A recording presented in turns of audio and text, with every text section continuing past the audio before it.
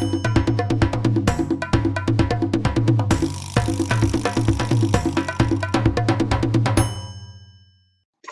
šiandieną apie present continuous tense, esamąjį tęstinį laiką. Tai yra antrasis esamasis laikas ir pakalbėsime, kaip jis yra sudaromas, kam jis yra naudojamas ir pažiūrėsime į keletą pavyzdžių. Visų pirma, esamasis tęstinis laikas yra sudaromas su žodeliu būti ir tam tikra jo forma, esamojo laiko forma, tai yra arba žodelis am, jeigu veikėjas yra aš, ar ne? I am. Jeigu veikėjas yra he, she arba it, mes naudojam žodelį is. Ir jeigu veikėjas yra we, you arba they, mes naudojam žodelį a. Žinoma, būna sakinių, kai veikėjas, ta prasme, kai sakinyje nėra žodelio he, she arba it, ar ne? Pavyzdžiui, gali būti my sister, mano sesuo, bet mes žinosim, kad tai yra she, todėl naudosim žodelį is. Ir veiksmažodis su galūne ing. Pažiūrėkim į pavyzdį. We are working at the moment. We are ir žodelis su galūne ing, working at the moment. Jeigu mes norime padaryti neigiamą sakinį, tai tarp žodelio būti formos ir žodžio su galūne ing mes pridedam žodį not. We are not working at the moment. We are not working at the moment. Jeigu norime padaryti klausimą esamajam tęstiniame laike, tai mes žodelį būti, tai yra am, a arba is, iškeliam į sakinio priekį. Are we working at the moment? Are we working at the moment?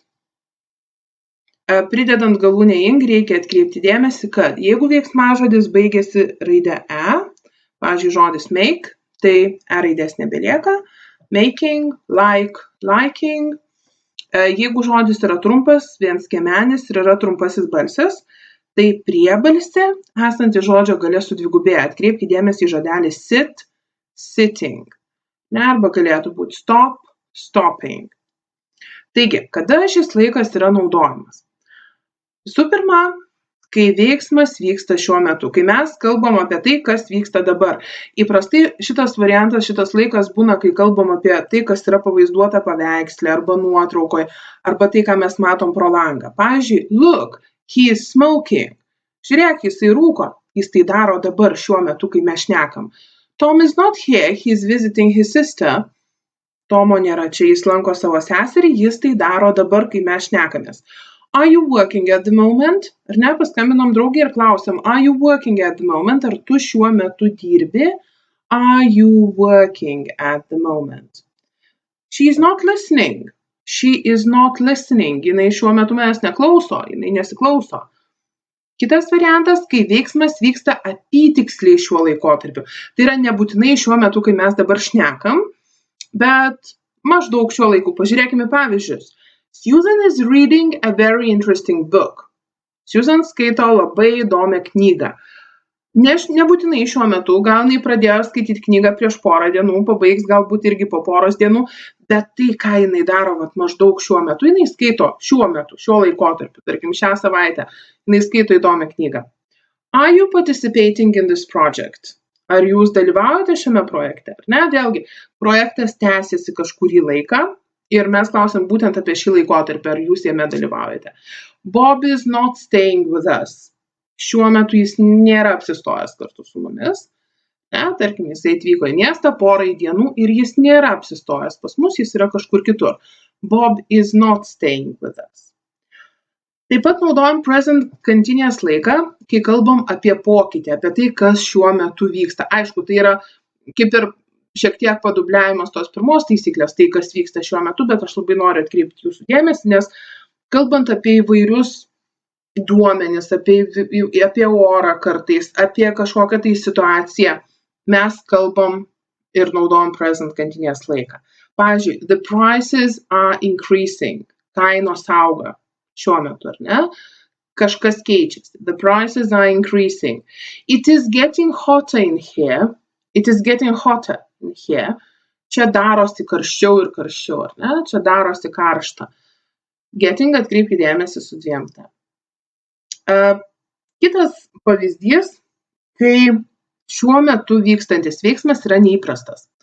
Pažiūrėkim. He usually drinks coffee, but now he's drinking tea. He usually drinks coffee, jis įprastai geria kavą, bet dabar jisai geria arbatą. Kai kalbam apie įprastai, su žodeliu usually mes naudojam present simple laiką, nes tai yra įprastas, dažnai pasikartojantis dalykas. Tačiau jeigu mes iš karto pasakom, kad šiuo metu kažkas yra kitaip, now he is drinking tea, naudojam tęstinį laiką. Ir galiausiai su žodeliu always, kai veiksmas mus erzina. Šiaip, jeigu mes naudojam žodį always, tai, pavyzdžiui, I always get up at 6 o'clock. Aš visada keliuosi 6 valandą. Tai yra įprastas, dažnai pasikartojantis veiksmas, mes naudojam paprastą present simple laiką. Tačiau, jeigu mumis tai erzina, ir ypač jeigu tai kažkas kitas daro, tai mes tada galim naudoti ir tęstinį laiką. Pavyzdžiui, pastoviai kažkas kažką tai daro. He is always losing his keys. Jis pastoviai pameta raktus. Jeigu mes būtent norim pasakyti su tokia nuotaika, su tokia intonacija, norim perteikti būtent tą mintį, kad mums tas labai nepatinka. Tai tada mes naudojam he is always losing his keys su kantinės laiku. Dažniausiai šis laikas yra naudojamas su žodžiais now, at the moment, these days, nes kalbam apie tai, kas vyksta dabar.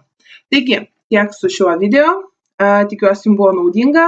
Jeigu jums buvo naudinga ir norit nepraleisti kitų video, spauskit subscribe prenumeratos mygtuką apačioje. Ir pasimatysim kitą kartą. Beje, kitą kartą planuoju papasakoti jums apie veiksmažodžius, kurie yra nenaudojami kantinės laike. Tai nebus vien tik veiksmažodžiai nenaudojami present kantinės laike. Tai bus apie veiksmažodžius, kurie yra nenaudojami visuose kantinės laikuose. Taigi, sėkmės jums mokantis anglų kalbos.